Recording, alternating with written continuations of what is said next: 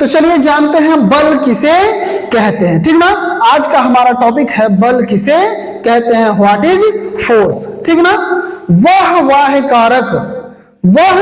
बाह्य कारक जिसे किसी वस्तु पर आरोपित करने पर वह उस वस्तु की स्थिति को परिवर्तित कर देता है अथवा परिवर्तित करने का प्रयत्न करता है, बल कहलाता है। हमने क्या कहा, वह बाह्य कारक जिसे किसी वस्तु पर आरोपित करने पर लगाने पर वह उस वस्तु की स्थिति को परिवर्तित कर देता है अथवा परिवर्तित करने का प्रयत्न करता है, बल कहलाता है। बात समझ पा रहे हो ना।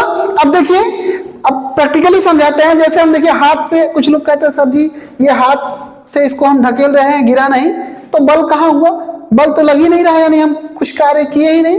बेटा कार्य नहीं किए ना, लेकिन बल तो लग रहा है। बल का मतलब हमने क्या बताया, या तो इस दीवार को गिराने का प्रयत्न करे या तो इस दीवार को गिरा दे, ठीक है। जैसे डिजिटल बोर्ड पर बल लगा रहे हैं, बल लगा रहे हैं ना, बल लगाने का मतलब या तो इसको हम गिरा दें, ठीक है, या तो इसको गिरा दें या गिराने का प्रयास करें। समझे कि नहीं समझे।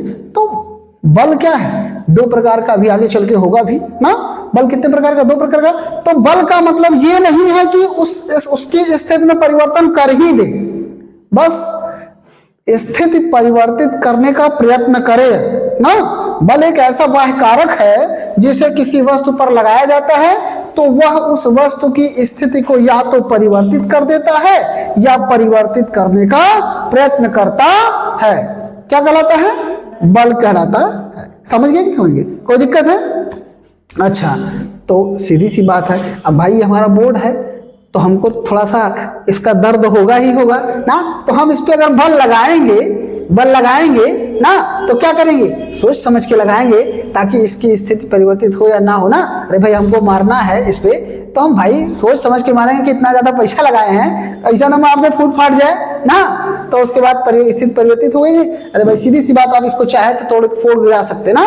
अच्छा, दीवार है, दीवार को आप धक्का देते हैं तो दीवार को धक्का देने का मतलब यह है कि दीवार आपसे गिरेगी है नहीं, क्योंकि आपको प्रतिक्रिया बल, अभी आगे चल के न्यूटन का क्रिया प्रतिक्रिया नियम भी पढ़ेंगे कि जब हम किसी वस्तु पर क्रिया लगाते हैं तो वह वस्तु भी उस तरह ही परिमाण का परंतु विपरीत दिशा में हमारे ऊपर एक बल आरोपित करती है जिसे प्रतिक्रिया कहते हैं। क्लियर है, ठीक है। तो बस इतना समझिए, वह बाह्य कारक बल क्या है, एक ऐसा बाह्य कारक है जिसे किसी वस्तु पर लगाया जाए तो वह उस वस्तु की स्थिति को या तो परिवर्तित कर दे या परिवर्तित करने का प्रयत्न करे। क्या कहलाता है, बल कहलाता है। क्लियर है।